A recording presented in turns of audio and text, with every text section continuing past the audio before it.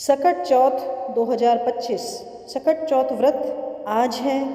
जाने इसकी पूजा विधि और कथा से लेकर संपूर्ण जानकारी। इस वर्ष सकट चौथ, जिसे तिल चौथ के नाम से भी जाना जाता है, 17 जनवरी को मनाया जा रहा है।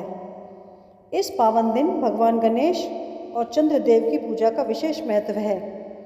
तो ऐसे में आइए जानते हैं सकट चौथ व्रत के नियम, पूजा विधि, पूजा सामग्री, शुभ मुहूर्त की संपूर्ण जानकारी। इस पावन दिन भगवान गणेश और चंद्रदेव की पूजा का विशेष महत्व है। धार्मिक मान्यताओं के अनुसार इस व्रत को रखने से संतान के लिए लंबी आयु, सुख और समृद्धि का आशीर्वाद प्राप्त होता है। इसे तिलकुट चौथ, माघ संकष्टी, चतुर्थी आदि नामों से भी पुकारा जाता है। ऐसे में आइए जानते हैं सकट चौथ व्रत के नियम, पूजा विधि, पूजा सामग्री और शुभ मुहूर्त क्या हैं। साथ ही जानेंगे कि सकट चौथ की व्रत कथा और पौराणिक महत्व। सकट चौथ व्रत की सही विधि।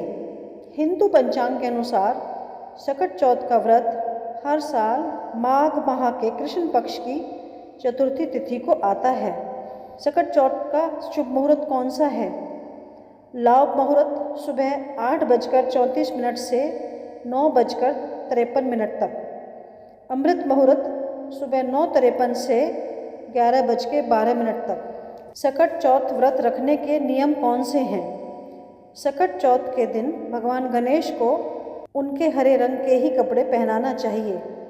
सकट चौथ के दिन भगवान गणेश को तिलकुट का भोग लगाना ना भूलें। इस दिन तिल से बनी चीज़ों, तिल के लड्डू या तिल से बनी मिठाई का भोग लगाया जाता है। सकट चौथ के दिन चंद्रमा को जल देने के बाद ही व्रत का पारण किया जाता है। सकट चौथ की पूजा सामग्री। गणेश जी की प्रतिमा, लाल फूल, 21 गांठ दूर्वा, जनेऊ, सुपारी, पान का पत्ता।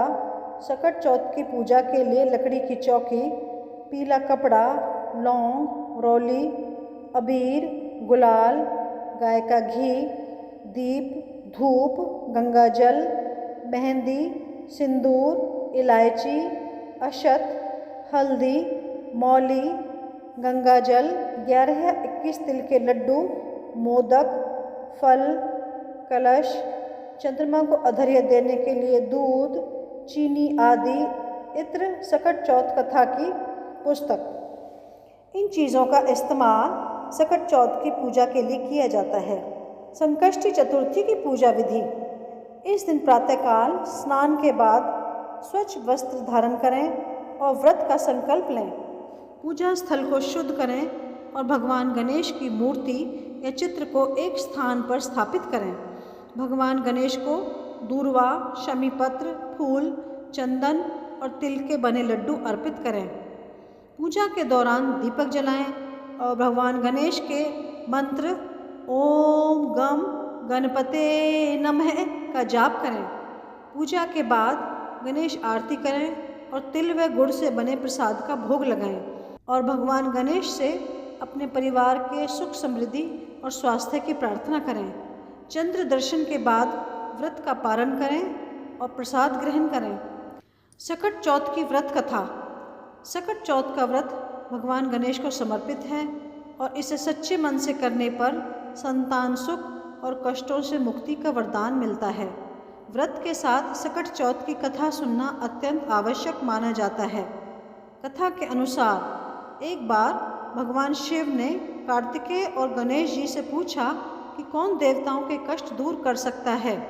इस पर दोनों ने स्वयं को इस कार्य के योग्य बताया। शिव जी ने कहा कि जो पहले पृथ्वी को परिक्रमा करके लौटेगा वही यह कार्य करेगा। कार्तिकेय अपने वाहन मोर पर सवार होकर परिक्रमा के लिए निकल पड़े।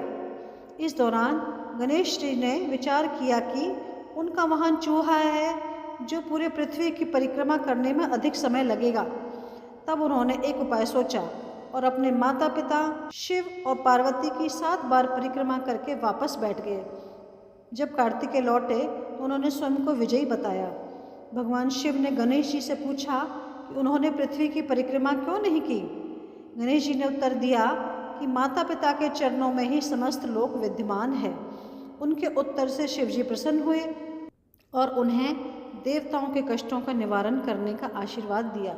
साथ ही यह भी कहा कि जो व्यक्ति चतुर्थी के दिन श्रद्धा के साथ उनकी पूजा करेगा और चंद्रमा को अर्घ्य देगा, उनके सभी कष्ट दूर हो जाएंगे। सकट चौथ का व्रत यह पर्व आस्था, संतान के कल्याण और भगवान गणेश की कृपा पाने का प्रतीक है।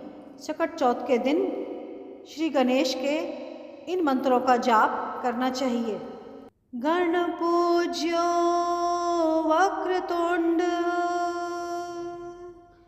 एकदंष्ट्री त्र्यंबका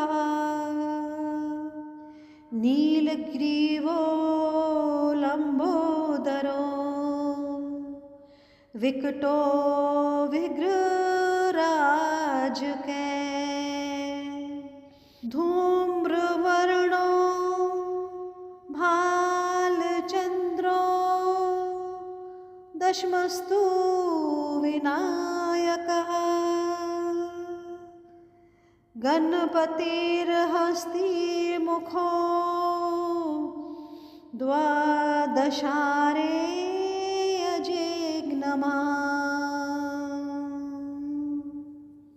सकट चौथ पर भूलकर भी ना करें ये काम। ऐसा माना जाता है सकट चौथ का व्रत रखने वाली महिलाओं और माताओं को भूलकर भी काले रंग के वस्त्र नहीं पहनने चाहिए। व्रती महिलाओं को इस बात का ध्यान रखना है कि चंद्रमा को अर्घ्य देते समय जल के छींटे पैरों पर ना पड़ें। जल के छींटे पैरों पर गिरना अशुभ माना जाता है। ऐसी मान्यता है कि सकट चौथ के दिन गणेश जी को मोदक का भोग लगाने से सुख समृद्धि का आशीर्वाद मिलता है। सकट चौथ व्रत के दिन भगवान गणेश की पूजा करते समय केतकी के फूल और तुलसी का उपयोग भूलकर भी ना करें। इसका उपयोग पूजन में अशुभ हो सकता है। सकट चौथ की पूजा में गणेश जी की खंडित मूर्ति भूलकर भी ना उपयोग करें। ऐसा करना भी अशुभ माना जाता है। तो ये थी सकट चौथ के व्रत की कुछ विशेष जानकारी। आशा है आपको ये जानकारी पसंद आई होगी। अगर ऐसी ही कुछ और जानकारी आप सुनना चाहते हैं तो हमारे चैनल योगी गुरुकुल को सब्सक्राइब करें, हमारी वीडियोस को लाइक करें और ज़्यादा से ज़्यादा शेयर करें। धन्यवाद।